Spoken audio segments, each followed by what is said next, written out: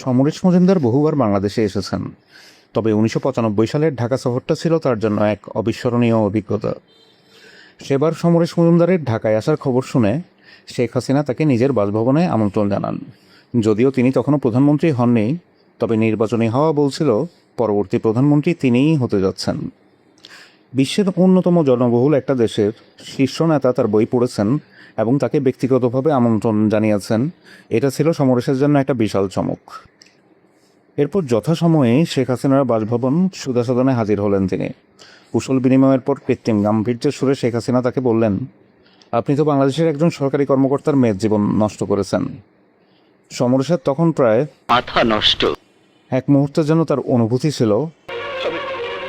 আমি বিশ্বাস করি না।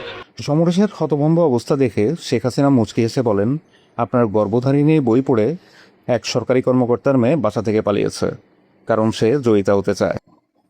পরে মেয়েটিকে ফিরিয়ে এনে তার বাবা মা গৃহবন্দী করে রেখেছে। এভাবেই হাসি ঠাট্টায় দীর্ঘ আড্ডায় সমরেশের বিভিন্ন উপন্যাস নিয়ে নিজের অনুভূতির কথা জানান তিনি।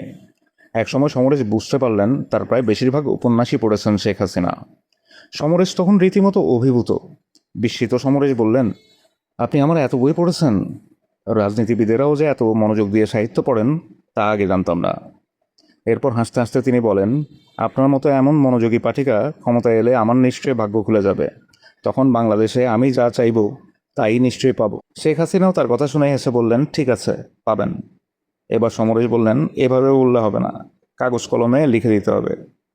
সমরেশ ভেবেছিলেন শেখ হাসিনা এবার হয়তো পিছু হটবেন, কিন্তু না, তিনি কাগজ কলম আনালেন। বিস্মিত সমরেশ বললেন, লিখুন, আমি ক্ষমতায় এলে লেখক সমরেশ মজুমদারের বাংলাদেশে প্রবেশে কোনো ভিসা লাগবে না। শেখ হাসিনাও সেটাই লিখলেন, তারপর তারিখসহ স্বাক্ষর করলেন, আর সমরেশ মজুমদার যত্ন করে কাগজটি নিয়ে গেলেন। পরের বছর অর্থাৎ ১৯৯৬ সালে শেখ হাসিনা বাংলাদেশের প্রধানমন্ত্রী হলেন, আর ৯৭-তে সমরেশ আবার ঢাকায় এলেন।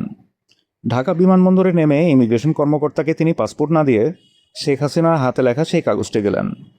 ইমিগ্রেশন কর্মকর্তাও সমরেশ মজুমদারের লেখার ভক্ত। কাগজটা দেখে অবাক হয়ে তিনিও তার বসকে ডেকে নিয়ে এলেন।